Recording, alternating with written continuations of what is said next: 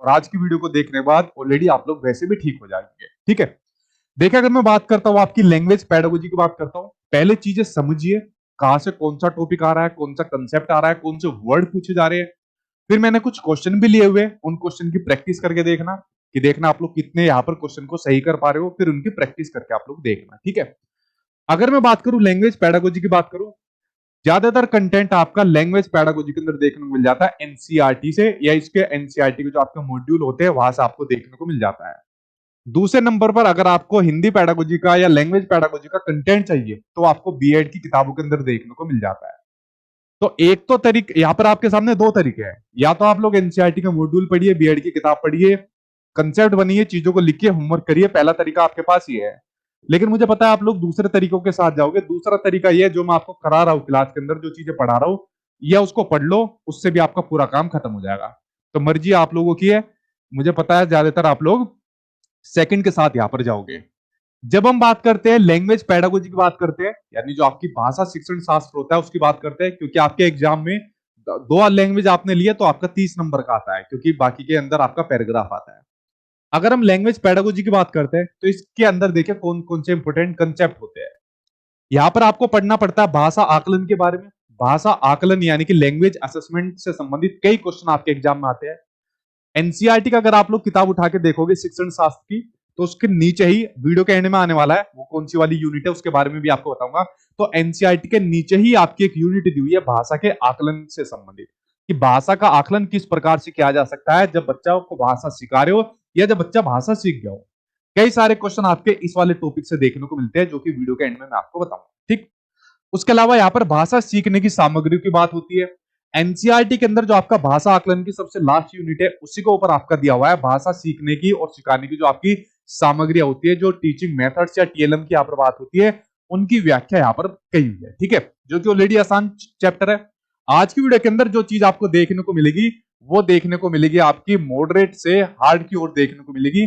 कोई भी आसान चीज आज की वीडियो के अंदर आपको देखने को नहीं मिलने वाली है। ठीक है, तो जैसे टीएलएम की बात हो गई, तो टीएलएम में आज की वीडियो के अंदर नहीं कराऊंगा, क्योंकि आप लोग सब इसके बारे में जानते हो। अगर मैं बात करूं भाषा कौशल की, अब जब पेपर आपका ऑफलाइन आता था तो भाषा के 4 कौशल पूछे जाते थे, सुनना, बोलना, पढ़ना, लिखना। उसी से संबंधित क्वेश्चन आता था, आपस में इंटरकनेक्टेड होते हैं, एक दूसरे को प्रभावित करते हैं। बड़ी आसान सी चीज बार बार एग्जामिनर पूछता था। बट जब से पेपर आपका ऑनलाइन हुआ है, जब से पेपर आपका ऑनलाइन हुआ है, तो जो आपके भाषा के कौशल है इनको विस्तार पूर्वक आपका पूछ रहा है। कैसे पूछता है वो आज की वीडियो के अंदर मैं आपको बताने वाला हूं। जो भाषा के जो 4 कौशल है उन पर आधारित चीज आपको विस्तार से किस प्रकार एग्जामिनर पूछता है, ध्यान से देखना, बड़ा मजा इसके अंदर आपको आने वाला है। ठीक है, उसके अलावा आपके संदर्भ आधारित व्याकरण की शिक्षण किस प्रकार दिया जानी चाहिए उसकी बात यहां पर करता है। सीखने के प्रतिफल की बात करता है, लर्निंग आउटकम्स की बात करता है। एनसीईआरटी ने, जैसा आप लोग बीएड की किताब देखोगे एनसीईआरटी की, तो प्राइमरी के लिए सीखने के प्रतिफल अलग दिए हुए और जो आपके माध्यमिक है उस पर सीखने के प्रतिफल अलग दिए हुए हैं। सभी सब्जेक्ट के सीखने के प्रतिफल है, लर्निंग आउटकम्स होते हैं, चाहे मैथमेटिक्स हो, साइंस हो, लैंग्वेज हो, सभी हो। लेकिन हमें सिर्फ लैंग्वेज के सीखने के प्रतिफल पढ़ने हैं, यानी कि आपको जो लर्निंग आउटकम्स होते हैं वो लैंग्वेज के किस प्रकार होते हैं वो आज की वीडियो के अंदर हम लोग देखने वाले हैं। ठीक है, ये टॉपिक हो गया।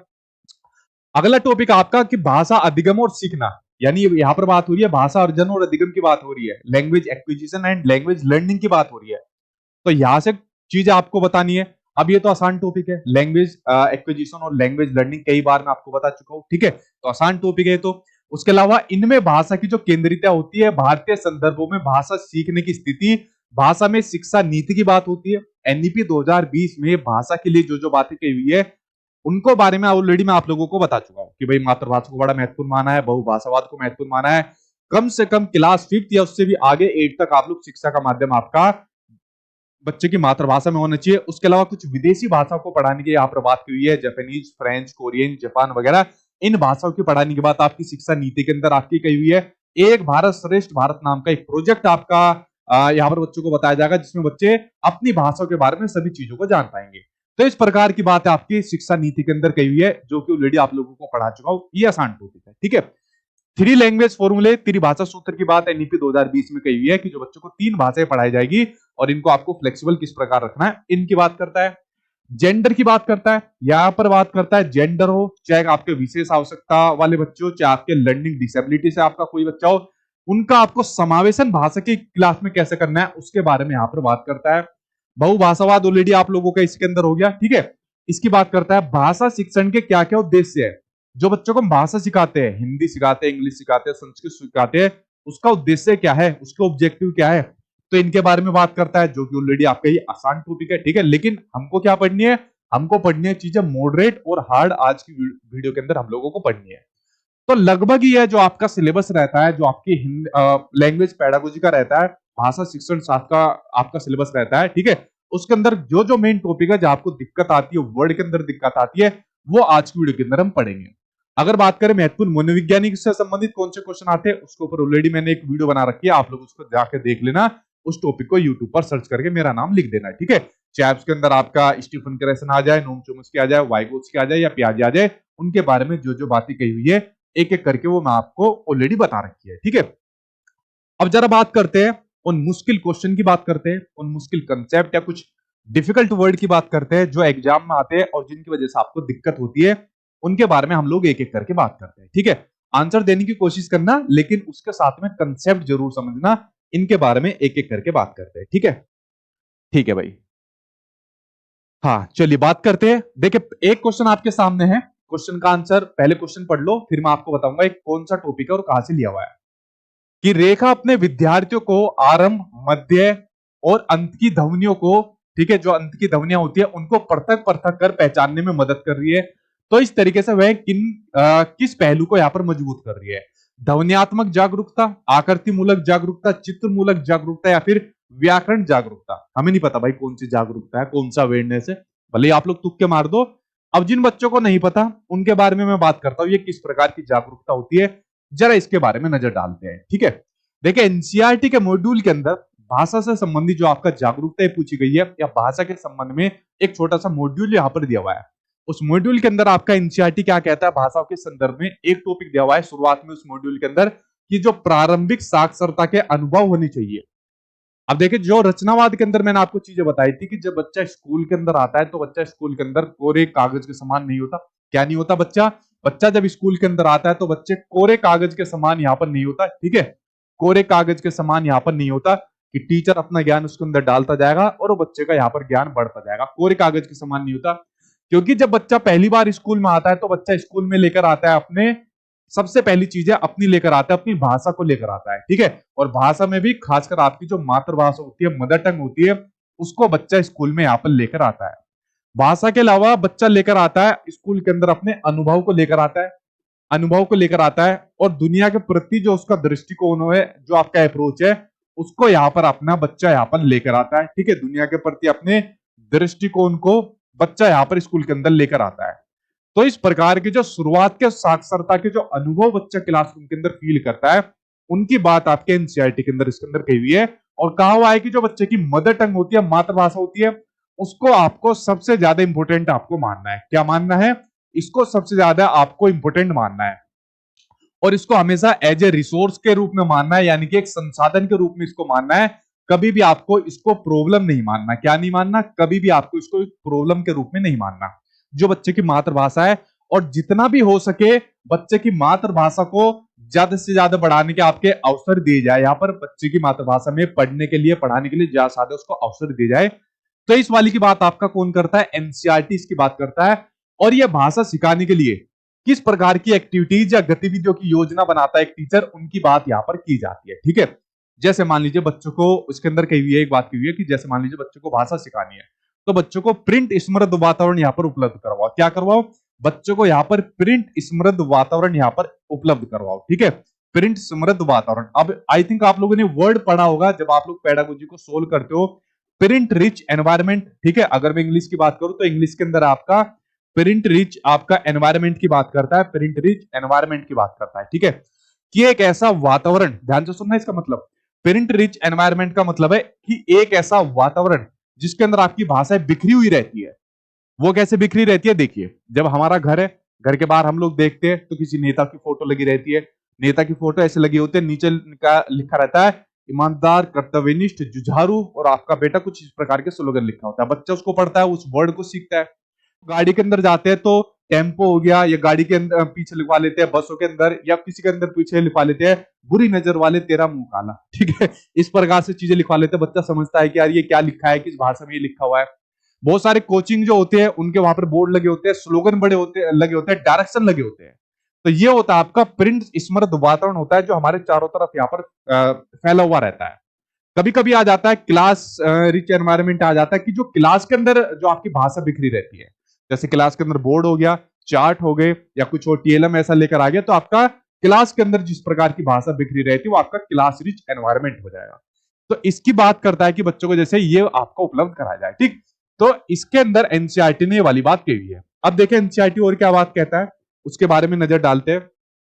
एनसीईआरटी कहता है कि भाई आपका सबसे पहले मौखिक भाषा का बच्चे की विकास किया जाए, क्योंकि सबसे पहले बच्चा क्या काम करेगा, बोलना है यहाँ पर स्टार्ट करेगा। अगर उसकी मौखिक भाषा का यहाँ पर विकास करना है तो पहले मौखिक यहाँ पर आ जाएगा। ठीक है, कि बच्चा अपने विचार को किस प्रकार से व्यक्त कर रहा है, किस प्रकार से अपना ध्वनि स्वरों का यहाँ पर इस्तेमाल कर रहा है, तो उसका यहाँ पर आप लोगों को विकास करना है। ठीक है, तो मौखिक अभिव्यक्ति के लिए बहुत सारे यहाँ पर अपॉर्चुनिटी यानी अवसर बच्चों को दिए जाने चाहिए।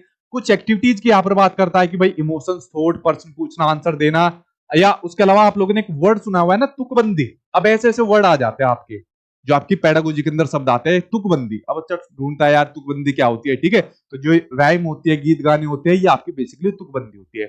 कई सारे जो आपके कुछ हार्ड वर्ड आपको लगते हैं ना, इन्हीं किताबों के अंदर दिए हुए, जो आपकी एनसीईआरटी और जो आपकी बीएड की किताबें दी रहती है।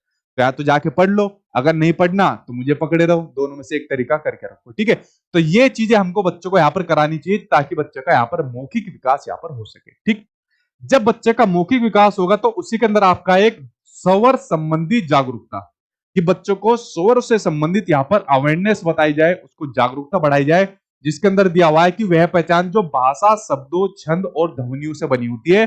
तो ये आपकी स्वर संबंधी जागरूकता होती है, कि बच्चे ने बोलना तो सीख लिया, लेकिन किस प्रकार की ध्वनि या शब्दों का यूज कर रहा है, उसकी अवेयरनेस यहाँ पर बताई जाती है। अब जो आपका क्वेश्चन पूछा गया था, ध्वन्यात्मक जागरूकता, यही तो आपको ऊपर क्वेश्चन पूछा गया था ना, कि ध्वन्यात्मक जागरूकता का जो आपका क्वेश्चन पूछा गया है, कई सारी जागरूकता पूछी गई है।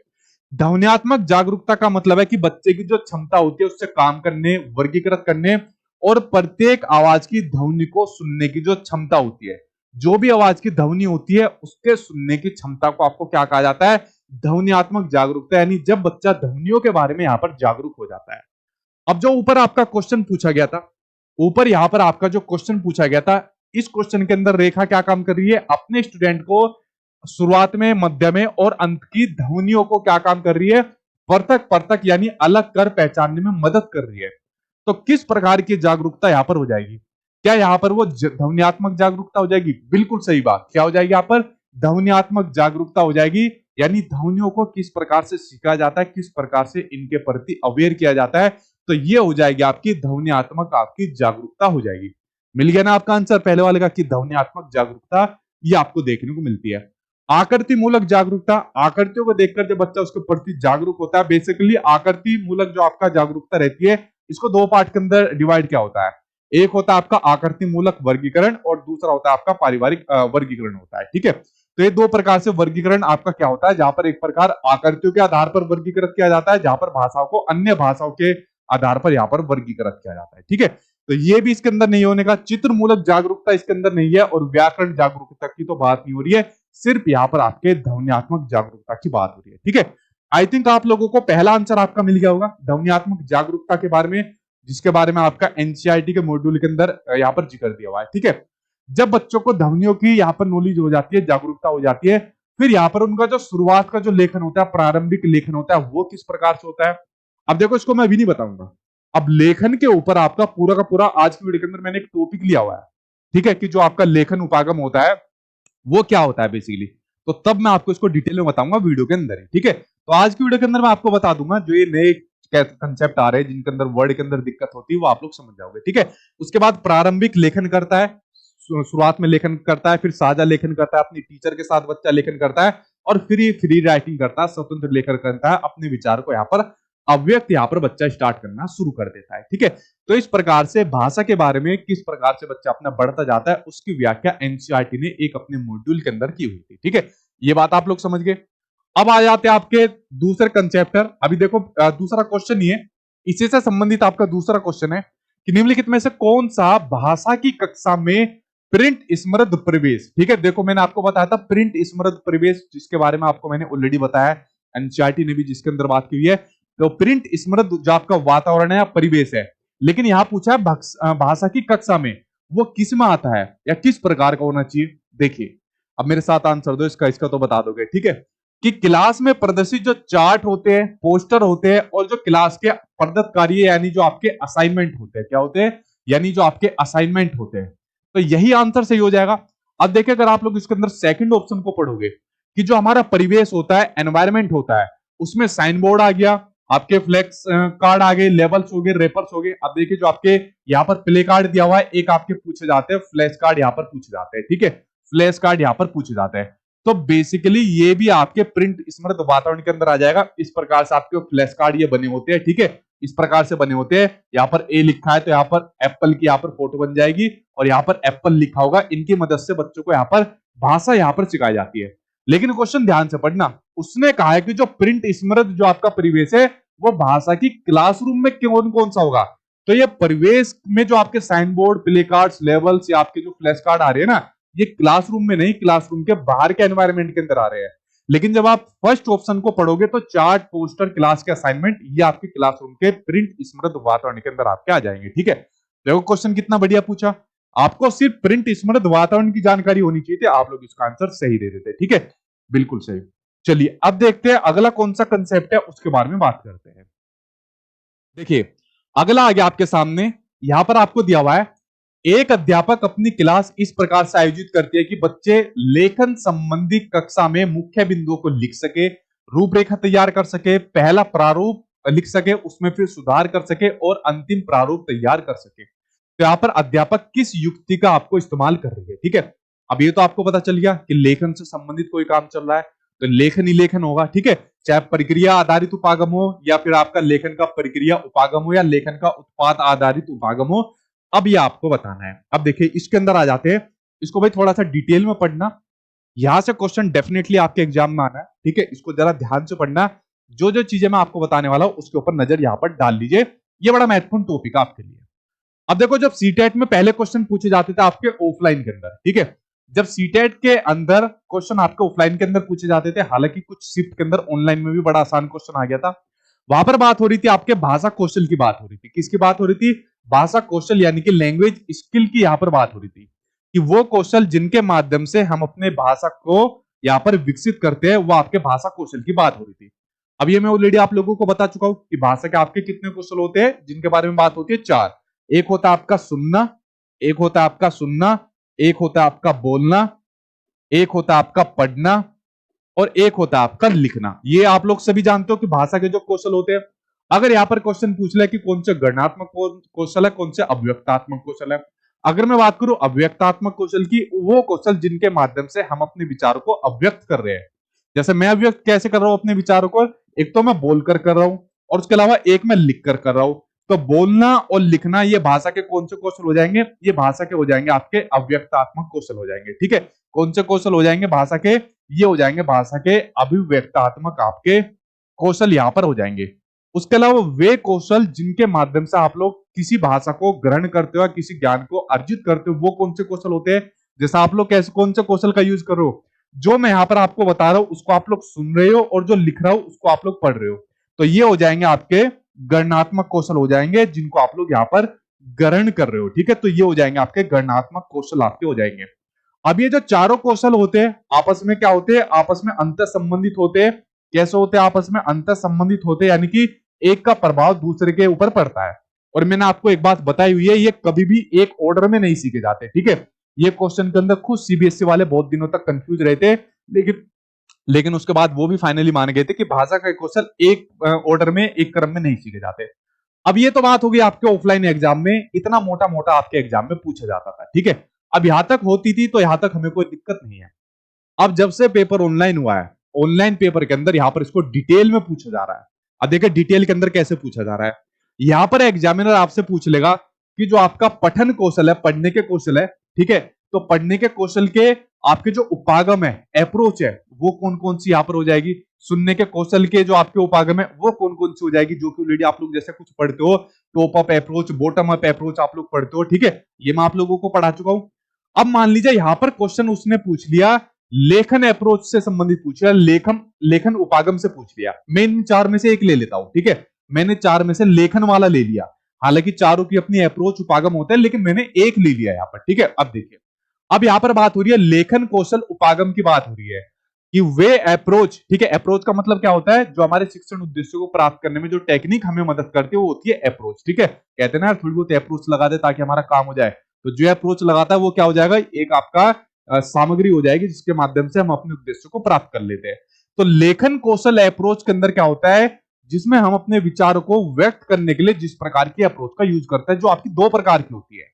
एक होती है आपकी लेखन उत्पादक अप्रोच, ठीक है, एक होती है आपकी लेखन उत्पादक अप्रोच, और दूसरी होती है लेखन प्रक्रिया उपागम, यानी कि आपकी राइटिंग प्रोसेस आपकी अप्रोच होती है।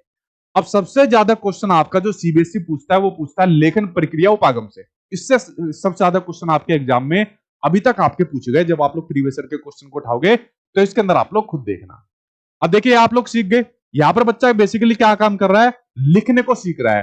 तो लेखन प्रक्रिया आपका लेखन कौशल उपागम के अंदर अगर हम बात करें, लेखन प्रक्रिया उपागम की बात करें, तो इसको कहा जाता है कि लिखने को किस प्रकार से, या इसको सिंपल लिखिए कि लिखने को लिखने के द्वारा सीखना। इसको ये लिखिए कि जो लिखते हैं हम उस लिखने को लिखने के द्वारा ही सीखा जाए। आप कहोगे सर कैसी बात कर रहे हो, हाँ जी ऐसी बात करो। अगर छोटे बच्चों को हम लिखने के लिए कहते हैं अपना नाम लिखो, कुछ कहानी लिखो, अगर मैं आपको कुछ लिखने के लिए कहता हूं तो जिनको लिखना नहीं आता तो सबसे पहले वो लिखना स्टार्ट करते हैं ना। सबसे पहले लिखना स्टार्ट कैसे करते हैं, सबसे पहले वो घसीटा मारकर स्टार्ट करते हैं, इस प्रकार से कुछ ए बी उल्टा सीधा लिखते हैं, यानी कि स्क्रिबलिंग करते हैं वो, ठीक है।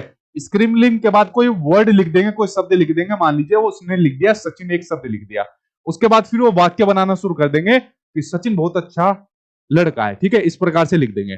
तो इस प्रकार से लेखन की प्रक्रिया यहां पर चल रही है कि लिखने को यहां पर लिखने को लिखने द्वारा सीखने की बात हो रही है, ठीक है। जब लिखेगा तभी तो लिखना आएगा ना। तो यही पॉइंट आपके एग्जाम में पूछा गया है कि लेखन प्रक्रिया उपागम किसे कहते हैं। तो लिखने को लिखने के द्वारा सीखना ही आपका क्या कहा जाता है, लेखन प्रक्रिया उपागम कहता है, जिसमें बच्चा अलग अलग प्रक्रियाओं से गुजरता है।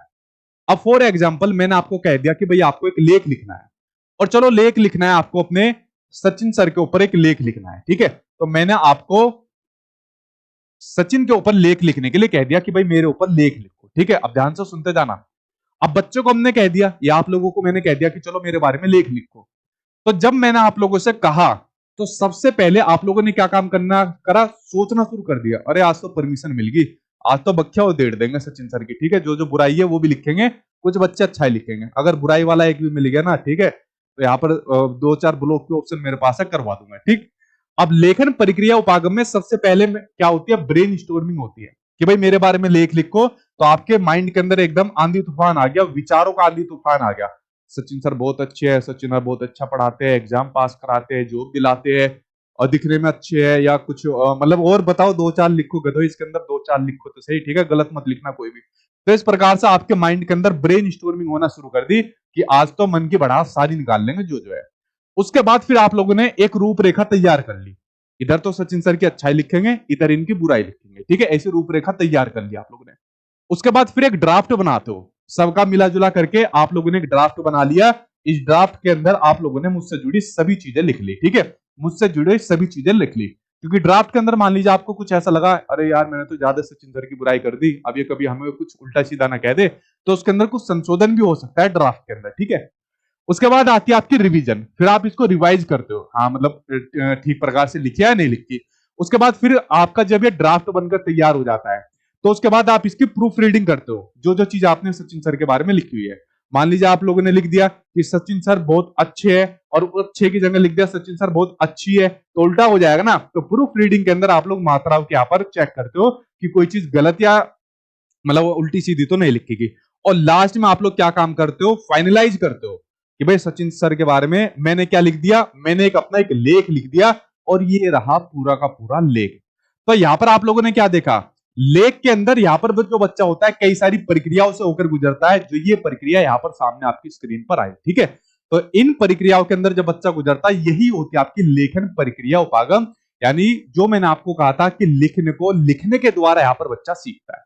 ये आप लोग यहाँ पर समझ गए, क्वेश्चन को समझ गए, जो इसके अंदर चीजें कहना चाह रहा हूं वो आप लोग समझ गए, ठीक है। जब मान लीजिए लेख आपका तैयार हो गया, फिर उसके बाद एक आपका लेख का प्रोडक्ट निकल कर आ जाता है, या इसको आपका जो टीचर रिवाइज करवा जाता है, जो बेसिकली आपका टीचर सेंटर्ड होता है, तो ये फिर आपका लेखन उत्पादक उपागम के अंदर आपका आ जाएगा, ठीक है।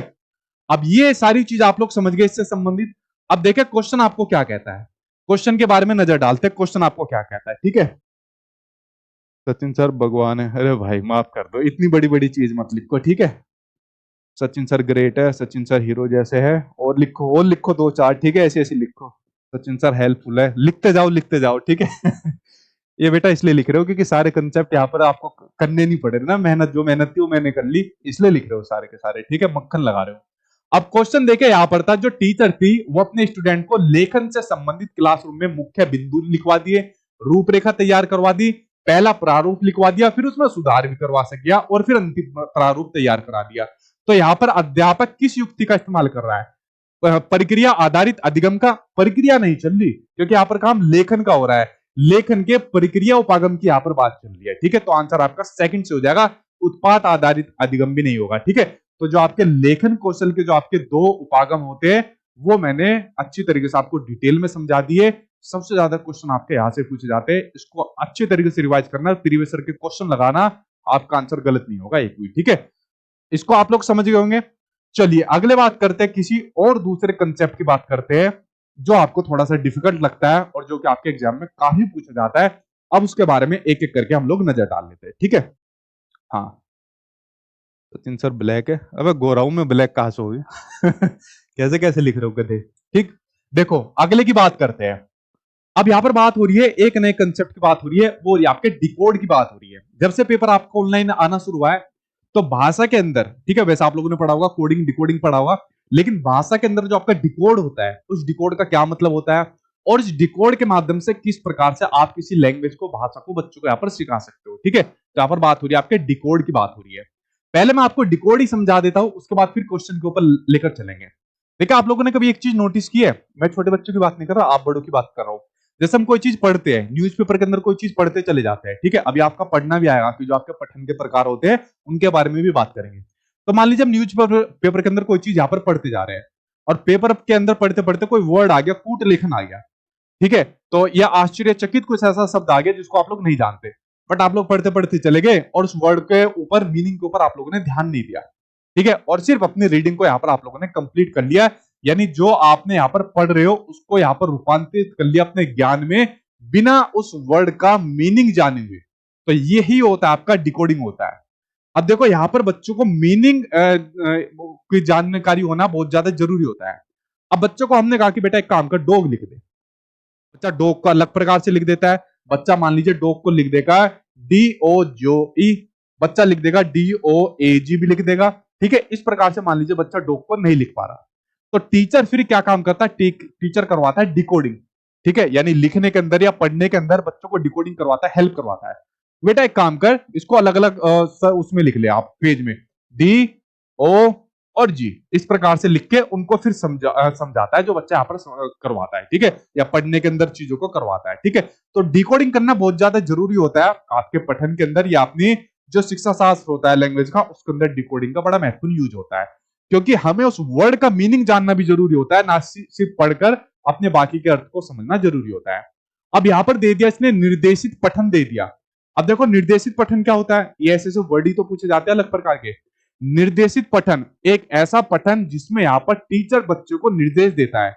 निर्देशित पठन के अंदर क्या होता है, जहां पर टीचर होता है, टीचर यहाँ पर किसको डायरेक्शन देता है, वो डायरेक्शन देता है स्टूडेंट को, डायरेक्शन यहाँ पर देता है, ठीक है, और उसकी इसके अंदर हेल्प भी करता है। क्या काम करता है, हेल्प करता है।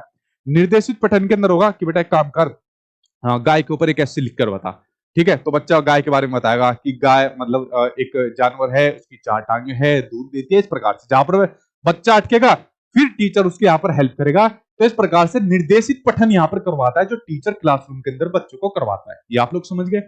अब इस निर्देशित पठन विद्यार्थियों को उन पठन युक्तियों के विकास के माध्यम से पठन प्रक्रिया पर बेहतर अधिकार प्राप्त करने में कौन मदद करता है, वो आपको बताना है।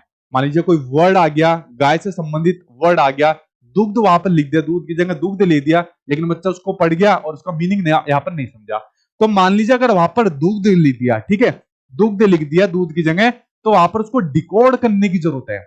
यहाँ पर टीचर को समझाने की जरूरत है कि भाई दूध का मतलब होता है दूध, और दूध देती है आपकी गाय, आपकी दूध देती है जिसको हम लोग पीते भी है। तो इस प्रकार से टीचर ने उस वर्ड को डिकोड करा, बच्चों को समझाया, और समझाने के साथ साथ अर्थ निर्माण में भी फिर उसका वो मदद करता है, ठीक है, जो आपका निर्देशित पठन होता है, जिसके बारे में ऑलरेडी मैंने आपको बता दिया।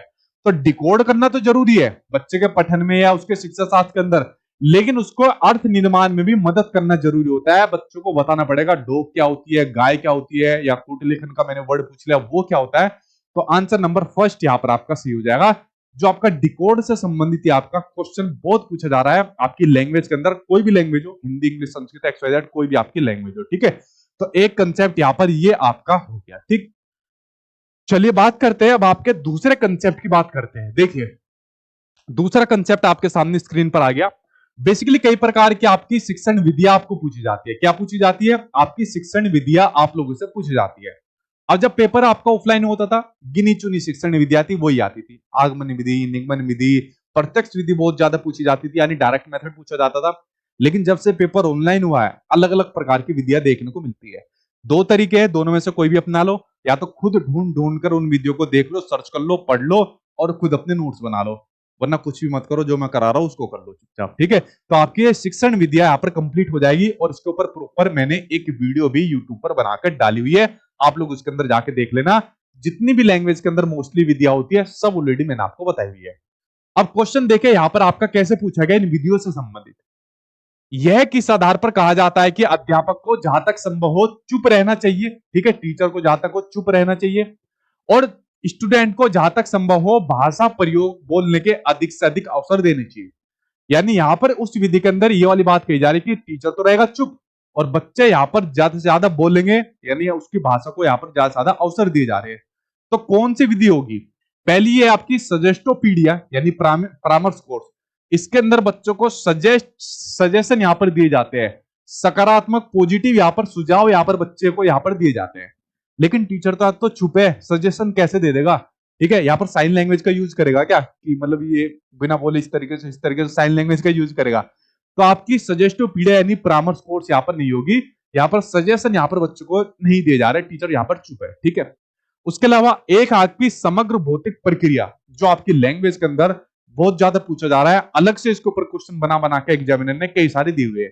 इसको इंग्लिश में कहा जाता है टोटल फिजिकल रिस्पॉन्स, इसको कहा जाता है, ठीक है। समग्र भौतिक प्रक्रिया को क्या होती है, ध्यान से सुनना, एक ही बारे में आपको समझ में आ जाएगा।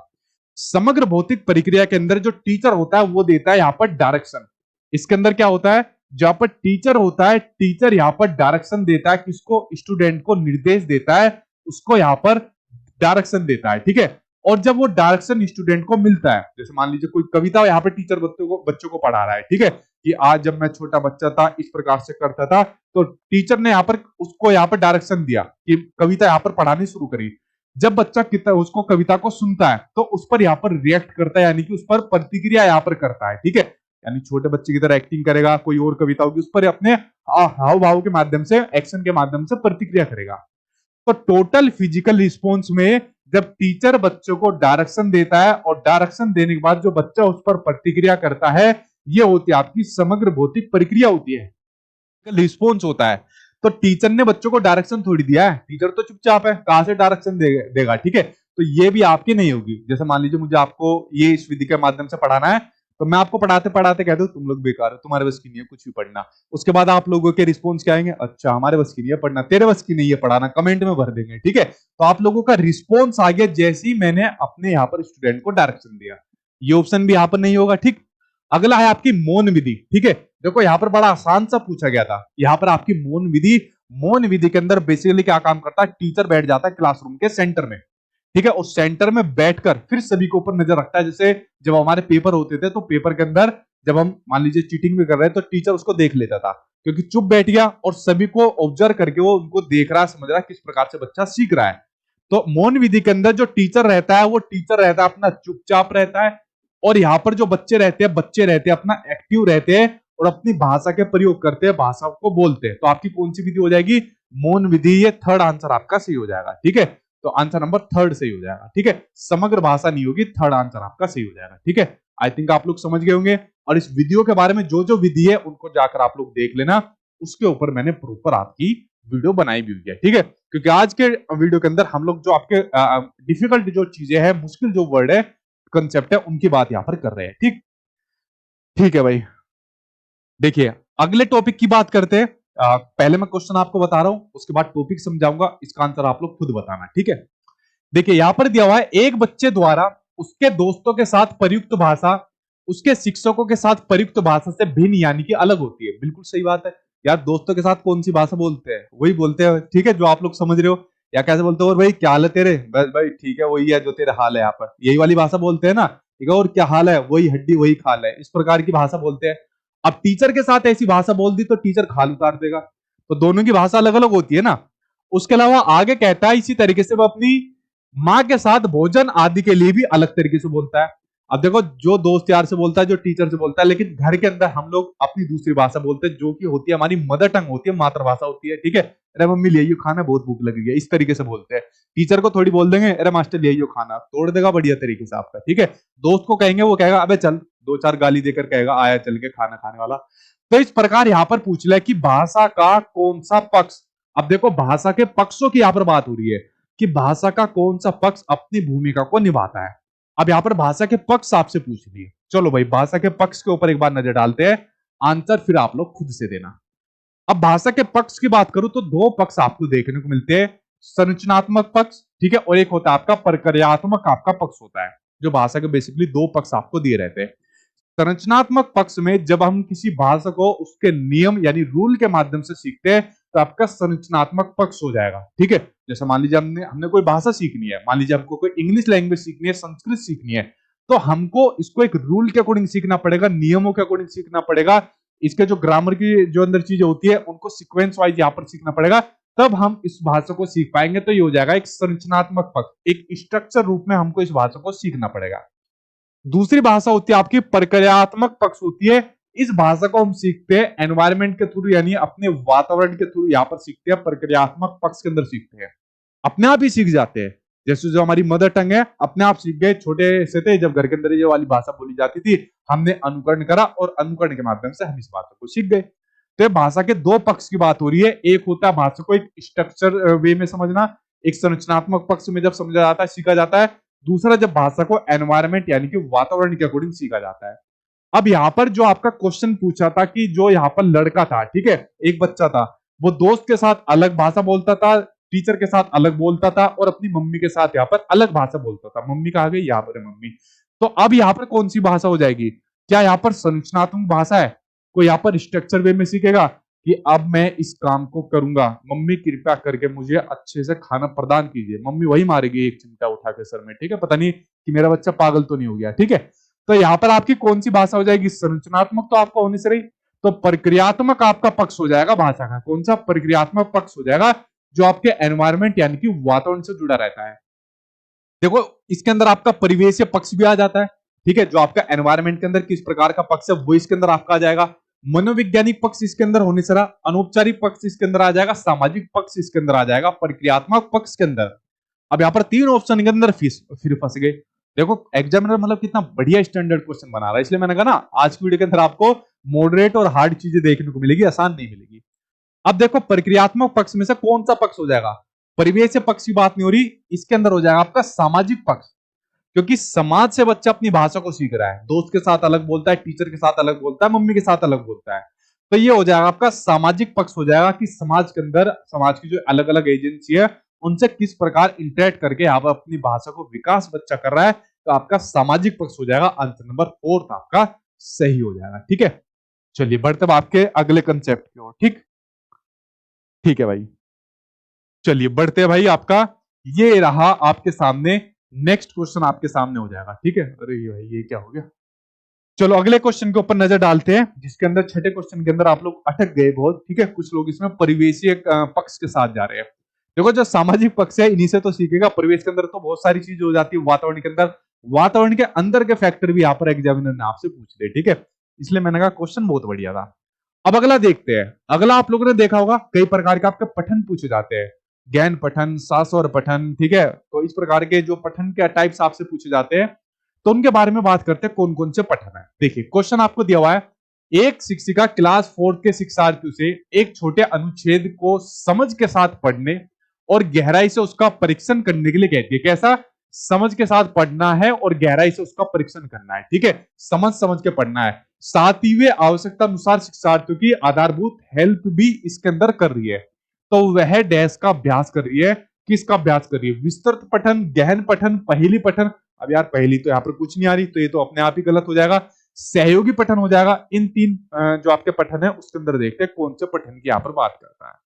अब देखिए जैसे अगर मैं पढ़ने के टाइप्स की बात करूं, प्रकार की बात करूं, अगर आप लोगों ने बीएड की किताबें देखी होगी तो बीएड की किताब के अंदर भी ये पठन के टाइप्स दिए हुए। अब तो वैसे भी नहीं देखने के, मैंने कह दिया ना कि मत, आपके पास दो ऑप्शन है तो दूसरा वाला ऑप्शन पढ़ोगे आप लोग, ठीक है। अब देखिए अगर मैं पढ़ने की बात करूं तो पहला दिया हुआ है इसमें आपका सास्वर पठन, मतलब जब हम पढ़ते हुए किसी चीज का यहां पर अर्थ समझते हैं, ठीक है। यानी हम जब पढ़ते हुए कंटेंट का यहाँ पर अर्थ समझते हैं, वो आपका सास्वर पठन होता है। जैसे मान लीजिए न्यूज़पेपर पढ़ रहे हैं हम, और न्यूज़पेपर मान लीजिए इंग्लिश के अंदर है, तो उसको पढ़ते भी जा रहे हैं, साथ के साथ दिमाग के अंदर ट्रांसलेट करके उसका हिंदी वर्ड मतलब निकाल रहे हैं, और उसको चीजों को समझते जा रहे हैं कि आज कौन कौन सी न्यूज है, क्या क्या यहाँ पर घटा। तो आपका सास्वर पठन हो जाएगा। मौन पठन, इसके नाम से समझ में आ रहा है जब हम चुपचाप पढ़ते हैं बिना बोले, ठीक है। चुपचाप हो गए और बस चीजों को यहाँ पर पढ़ना हमने शुरू कर दिया मौन पठन के माध्यम से। मैं खुद इसी प्रकार से पढ़ता हूं, ठीक है, बोल बोल कर नहीं पढ़ता, इरिटेशन होता है बहुत ज्यादा। अगला है गहन पठन। गहन पठन के अंदर बेसिकली क्या रहता है, जब किसी कंटेंट को बिल्कुल उसकी गहराई के साथ उसके जो अंदर वर्ड रहते हैं, जो उसका भाव कहना चाहता है, जो भी यहाँ पर अगर आपको कोई चीज पढ़ रहे हो उसको समझ समझ कर जब आप लोग पढ़ते हो तो आपका गहन पठन हो जाएगा। एक हो जाता है व्यापक पठन, यानी पढ़ने के दौरान पढ़ने से संबंधित जितनी भी चीजें होती है, भाई किस प्रकार से पढ़ रहे हो, फ्लुएंटली पढ़ रहे हो, नहीं पढ़ रहे हो, अर्थ समझ रहे हो, नहीं समझ रहे हो, भाव समझ रहे हो, नहीं समझ रहे हो, ये आपका व्यापक रूप से पठन हो जाएगा। अब जो यहाँ पर क्वेश्चन आपसे दिया हुआ था, क्वेश्चन ये दिया हुआ था पठन के अंदर कि छोटे अनुच्छेद को समझ के साथ पढ़ने और गहराई से उसका परीक्षण करने के लिए भी यहाँ पर कह रही है। अब बताओ यहाँ पर कौन सा पठन का आपका टाइप्स हो जाएगा, उसके बारे में आप लोग लगाइए, ठीक है। बी बी के साथ जा रहे हो, ठीक है। देखिए बिल्कुल सही, यहां पर आपका गहन पठन हो जाएगा, सेकंड नंबर आंसर यहां पर आपका सही हो जाएगा। पठन के कुछ टाइप्स मैंने आपको और भी बताए हुए थे, ठीक है। जैसे मान लीजिए लैंग्वेज के अंदर पढ़ते हो, उनको क्लासरूम के अंदर ऑलरेडी मैं आपको करवा चुका हूं, ठीक है। अब देखिए अगले टॉपिक की अगर बात करें तो वो दिया हुआ है आपका भाषा शिक्षण और आकलन। मैंने कहा ना एनसीईआरटी की जो आपकी किताब है, बीएड की किताब है, नीचे सबसे नीचे वाला इंडेक्स आपका आकलन से संबंधित है, कि मान लीजिए आप बच्चों को कोई भाषा सिखा रहे हो, तो फिर किस प्रकार से आप उसका आकलन कर सकते हो, असेसमेंट कर सकते हो। यार असेसमेंट के ऊपर मैंने पूरा चैप्टर आपको करवाया हुआ है, टॉपिक के अंदर जाके देख लेना, आई थिंक हमारा सेकंड टॉपिक है वो, ठीक है, उसको जाके देख लेना।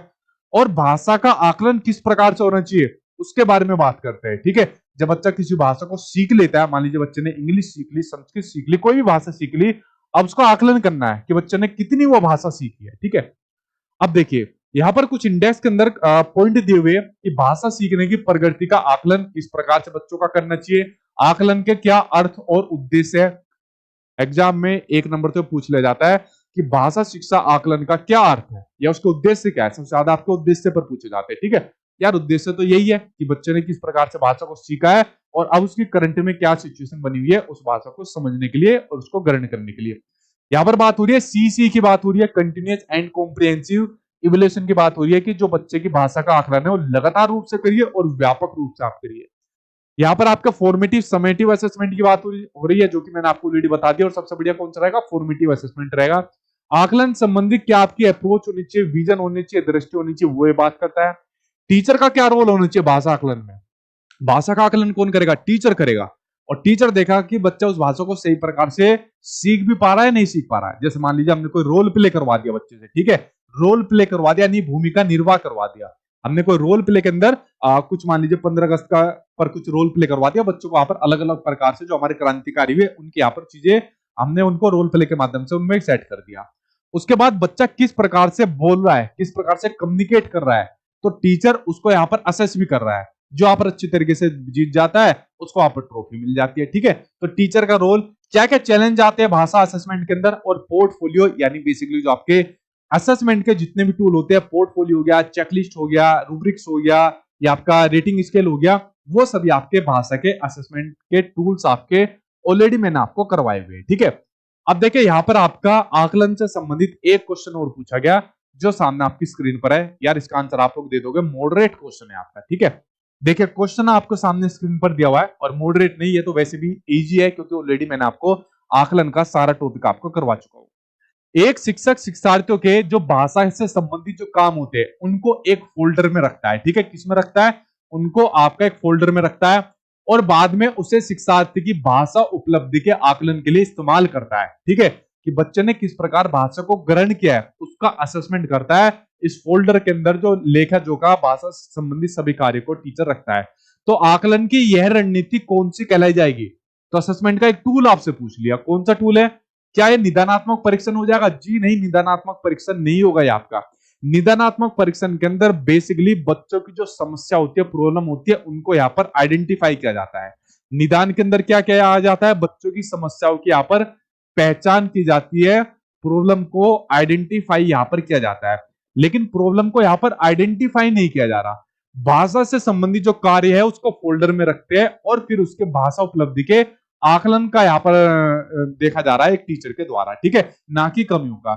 समस्या की पहचान करने के बाद फिर टीचर उसको उपचारात्मक यहाँ पर उपचारात्मक शिक्षण देता है, तो ये आपका उपचारात्मक फिर हो जाएगा। अगला है उपख्यानात्मक, आपका विलेख हो जाएगा। एनेक्डोटल रिकॉर्ड की बात हो रही है, जिसमें भाषा से संबंधित बच्चे के सारे रिकॉर्ड यहाँ पर इसके अंदर रखे जाते हैं। ठीक है, चेक्स वजह कोई भी रिकॉर्ड हो, लेकिन वो जो फाइल बनती है ना, वो आपकी योगात्मक आकलन भी नहीं होगा, वो जाएगा आपका पोर्टफोलियो असेसमेंट हो जाएगा, जिसमें बच्चे से संबंधित सभी प्रकार के रिकॉर्ड रखे रहते हैं। उसमें से एक रिकॉर्ड चाहे आपका भाषा से संबंधित रिकॉर्ड है, ये भी आपका इस पोर्टफोलियो के अंदर आपका रखा जाएगा। ठीक है, तो आंसर आपका फोर्थ यहाँ पर आपका सही हो जाएगा।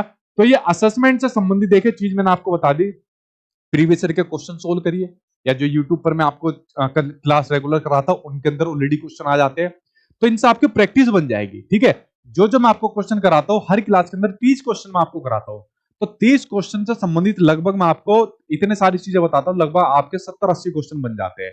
तो उन क्लास को आप लोग करिए, आपकी समझ अपने आप ही डेवलप होती जाएगी। और कुछ डिफिकल्ट वर्ड आते हैं, कुछ बीच में कंसेप्ट आते हैं, वो तो क्वेश्चन के माध्यम से आपको समझा देता हूं। ठीक है, जैसे आपके सामने आकलन से जुड़ा एक और क्वेश्चन है, इसको यार खुद बता देना। ठीक है, ये आपकी सहूलियत के लिए डलिया था, हालांकि मेरा मन नहीं था, क्योंकि आज की वीडियो के अंदर ज्यादातर चीजें मैंने आपको कंसेप्ट वाली करा रहा हूं। एक अध्यापिका क्लास 5th के शिक्षार्थियों के पठन कौशल, कौन सा? पढ़ने के कौशल का आकलन कर रही है। तो कौन सा तरीका पठन के आकलन का सबसे बढ़िया तरीका यहां पर हो जाएगा? पढ़ी गई सामग्री के आधार पर श्रुत लेख।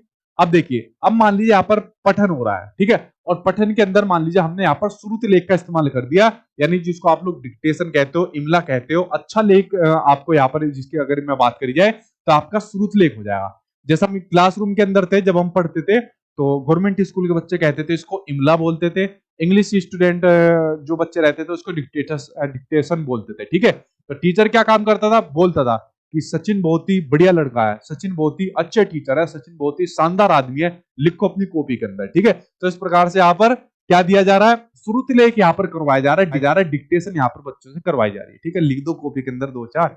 तो यहाँ पर पढ़ी गई सामग्री के आधार पर क्या यहाँ पर श्रुत लेख हो रहा है, या फिर पढ़ी गई सामग्री का अपने शब्दों में सारांशीकरण हो रहा है, कि अपने शब्दों में बच्चा यहाँ पर चीजों को समझ रहा है जो यहाँ पर वो पढ़ने के आकलन से संबंधित कह रही है। पाठ पढ़ने के बाद शब्द अर्थ लिखना, लिखने की बात नहीं हो रही, पढ़े गए पाठ की थीम पर एक अनुच्छेद लिखना, ये भी नहीं बात हो रही। अब इनमें से बताओ, इन दोनों में से कौन सा सही हो जाएगा? श्रुत लेख करना चाहिए या अपने शब्दों में सारांशीकरण करना चाहिए? जरा उसके बारे में नजर डालिए। ठीक है, बी सी सी सी बी, सी बी के अंदर कंफ्यूजन, सी तो आपका वैसे भी नहीं होने का।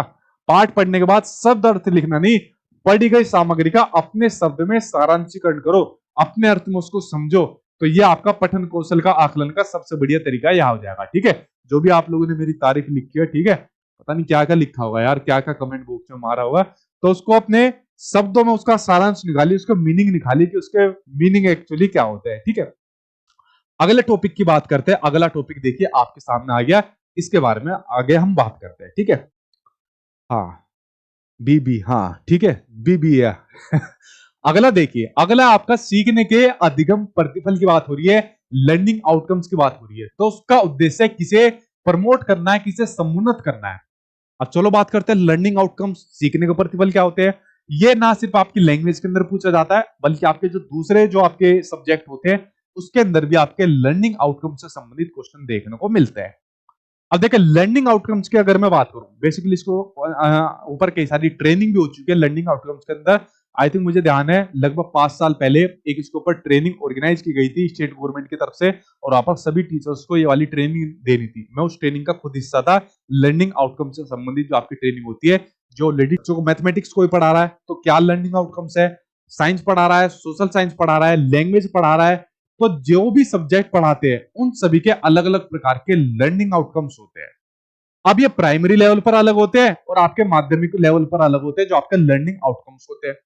अब क्या हो गया, आउटकम्स क्या है, लर्निंग आउटकम्स क्या है, वो तो हम समझ गए। देखिए अगर मैं बात करूं सीखने के प्रतिफल यानी लर्निंग आउटकम्स की बात करूं, जो हमने बच्चों को समझाया है, उनको पढ़ाया है, जो उनको ज्ञान दिया है, उसको वो कितना यहां पर समझ पाए है, इस चीज को देखा जाता है अपने लर्निंग आउटकम्स के माध्यम से। देखा जाता है कि जो बच्चे ने चीजें सीखी है, सीखने के बाद उसने कितनी चीजों को यहाँ पर एक्यूरेट यहाँ पर प्राप्त किया है, उनका गहन अर्थ यहाँ पर समझ पाया है। जैसे फॉर एग्जाम्पल हमने बच्चों को मान लीजिए कोई चैप्टर यहाँ पर दिया हुआ है, ठीक है, हमने बच्चों को यहाँ पर चैप्टर दिया जा रहा है। अब हमें सिर्फ यहाँ पर भाषा सीखने के प्रतिफल पढ़ने हैं, लर्निंग आउटकम्स जो पढ़ने सिर्फ लैंग्वेज के पढ़ने हैं। अब मैं यहाँ पर मैथमेटिक्स के या साइंस को सोशल साइंस के नहीं पढ़ा रहा, क्योंकि भाषा पेडागोजी की आपकी क्लास है, ठीक है, वरना हर एक के जो आपके लर्निंग आउटकम्स होते हैं वो अलग अलग होते हैं। जब आपकी उनकी क्लास हो जाएगी बाकी सब्जेक्ट के, तो उसके अंदर ऑलरेडी आपका लर्निंग आउटकम्स आ जाता है, ठीक है। अब मान लीजिए आपने बच्चों को कोई भाषा यहाँ पर सिखा रहे हो, फॉर एग्जाम्पल हिंदी को किस प्रकार से पढ़ा जाए, या हिंदी के अंदर मान लीजिए आप बच्चों को शब्द रचना जो होती है वो यहाँ पर बच्चों को सिखा रहे हैं कि किस प्रकार से शब्द रचना होती है, ठीक है। तो इस प्रकार से आप बच्चों को यहाँ पर लर्निंग कर रहे हो, बच्चों को समझा रहे हो। तो आप लोगों ने मान लीजिए पूरा का पूरा चैप्टर है, ये इससे संबंधित ये पूरा का पूरा टॉपिक आपने बच्चों को पढ़ा दिया, समझा दिया। अब समझाने के बाद नीचे जो आपने देखा होगा कुछ एक्सरसाइज दी रहती है, कुछ क्वेश्चन दिए होते हैं, कुछ फिलिंग द ब्लैंक्स होते हैं, कुछ आपके मैच दी फॉलोइंग आपके करने होते हैं, ठीक है, कुछ आपके मैच दी फॉलोइंग आपको करने होते हैं, और कुछ के अंदर पूरा का पूरा आपको स्टेटमेंट आपको लिखना होता है, ठीक है, स्टेटमेंट लिखना होता है। तो मान लीजिए जो आपका ऊपर चैप्टर था, जो आपने बच्चों को समझाया शब्द रचना के बारे में, तो बच्चा इस चीज को मान लीजिए समझ गया।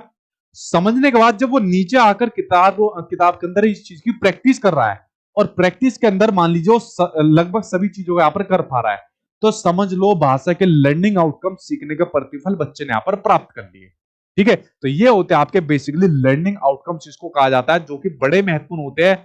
जब तक लर्निंग आउटकम्स नहीं निकलेंगे, सीखने के प्रतिफल नहीं निकलेंगे, तो समझिए बच्चे का जो डेवलपमेंट है, विकास है, वो भी सही प्रकार से नहीं हो पाएगा। अब क्वेश्चन यहां पर दे दिया कि सीखने के जो आपके लर्निंग आउटकम्स है, अधिगम प्रतिफल है, उसका उद्देश्य किसको प्रमोट करता है, किसको समुन्नत करता है। तो उद्देश्य तो कई सारे हैं कि बच्चों को लर्निंग आउटकम्स करानी चाहिए, सीखने सिखाने की जो आपकी मेथड है वो अलग प्रकार की होनी चाहिए, शिक्षण विधियों का प्रयोग करना चाहिए, खासकर भाषा के अंदर जो आपकी मेन शिक्षण विधियां होती है, अलग अलग प्रकार की आपकी अप्रोच का यूज करना चाहिए। अगर बच्चों को आप कोई चीज सिखा रहे हो, उसको मान लीजिए लिखने की प्रैक्टिस करा रहे हो, तो साथ के साथ उसको आपको एक डायरेक्शन देना चाहिए जो आपके पॉजिटिव वे में हो। तो इस प्रकार के लर्निंग आउटकम्स के थ्रू आप लोग बच्चे की भाषा का विकास यहाँ पर करा सकते हो, ठीक है। अब पहला ऑप्शन दे दिया कि कौशल आधारित भाषा अधिगम की बात हो रही है। अब यहाँ पर बच्चे की स्किल्स की बात नहीं हो रही कि बच्चे के अंदर उस भाषा की कितनी स्किल यहाँ पर बच्चे ने सीखी है, यहाँ पर बात हो रही है आपकी प्रोफिशिएंसी की बात हो रही है, दक्षता की बात हो रही है कि दक्षता आधारित भाषा अधिगम, कि मान लीजिए जो चैप्टर हमने बच्चों को शब्द रचना का सिखाया था, उसके अंदर उसने कितनी दक्षता यहाँ पर प्राप्त कर ली, कितना चैप्टर वो बच्चों को यहाँ पर आ गया, ठीक है। तो वो दक्षता आधारित यहाँ पर भाषा अधिगम बच्चों को कराया जाता है। आंसर नंबर आपका सेकंड यहाँ पर आपका लर्निंग आउटकम्स यानी कि सीखने के प्रतिफल से आपका सही हो जाएगा, ठीक है। तो फ्रेंड्स देखिए, ये जो आपके टॉपिक थे, कंटेंट थे, जो आपको डिफिकल्ट लगते हैं, ये मैंने आज की वीडियो के अंदर बता दिया। अब इनके अलावा कुछ आपके छोटे छोटे वर्ड रहते हैं जो क्वेश्चन के बीच